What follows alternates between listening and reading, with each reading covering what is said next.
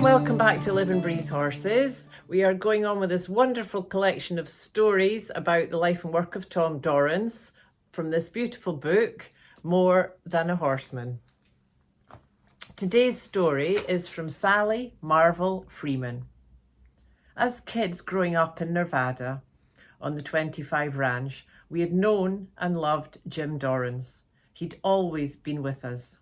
The first time we knew of Tom was when we'd been trailing cattle from our upper country back to the ranch. We had to go through 7 or 8 cow camps and we were getting close to the 25. We had about 2 more camps to go through. When we got there, where you could look down on the wire corral, there was someone there in a little camper. Dad was really mad that anyone would be camped out there, but that was the first time we met Tom.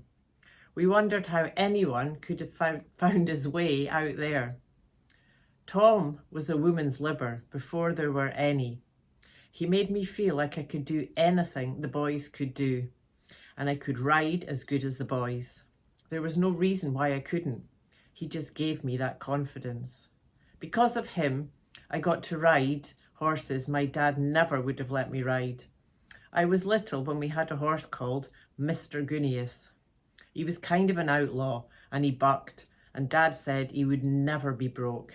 But I loved Mr. Gunius and I thought he was the most wonderful, most gorgeous horse in the world. He was black with a white stripe down his face and wore 4 white socks. Tom knew how much I wanted to ride that horse, and pretty soon Tom went to work on him. After Tom went to work on Mr. Gunius, he became the #1 horse in Dad's string. He got really good, but I don't remember him being around very long. I didn't get to ride him much. My brother Mike Marvel, son of Tom Marvel, rode him some.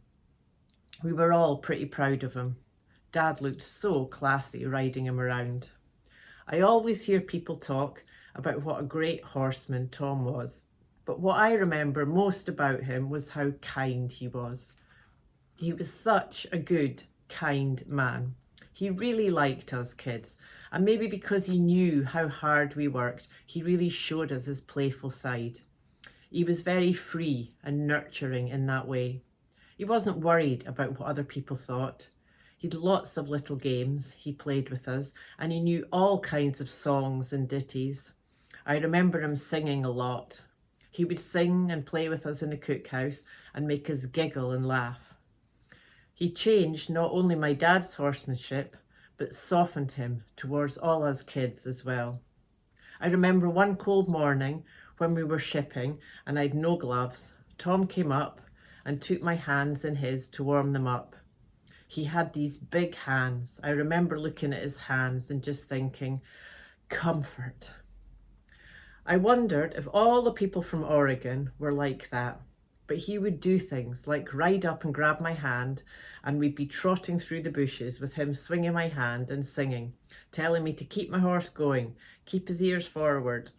He knew how to get me to relax, and that's what I remember best about Tom, how comforting he was, how kind, and how much fun to be with. He was kind to my mum too.